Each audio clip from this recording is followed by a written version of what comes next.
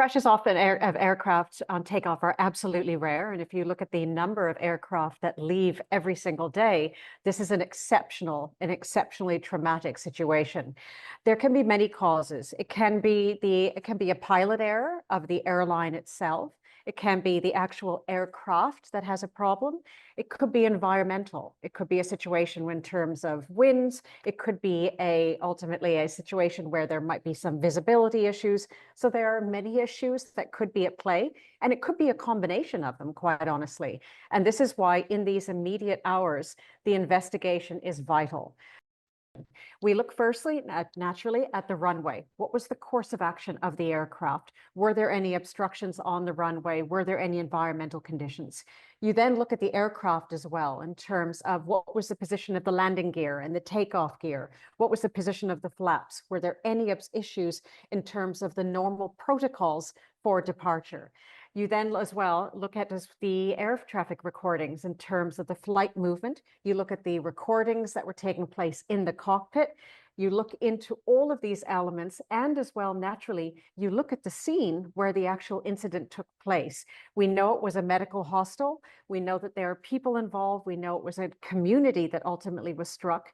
The entire scene of the investigation needs to be looked at very carefully. We also know that this was an aircraft that was, as we've said, was on its way into the air, not coming back in. So it was leaving with a full capacity of fuel. So we're looking at about 130 tons of fuel that were on the aircraft. That caused a massive explosion.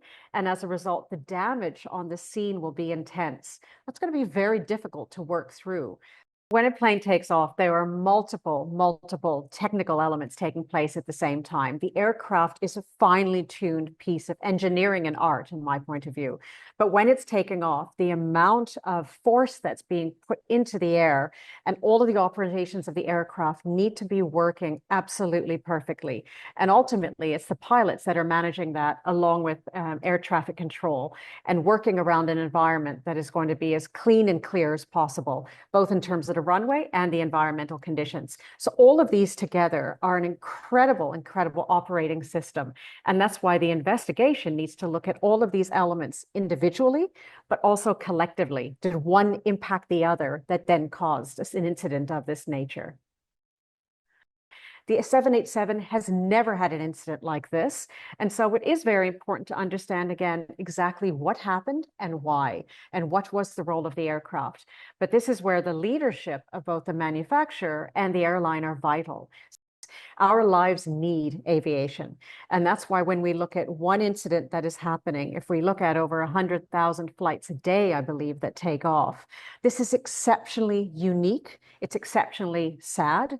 It's tragic, and it's an exceptional opportunity for us all to focus on how do we make sure this never happens again.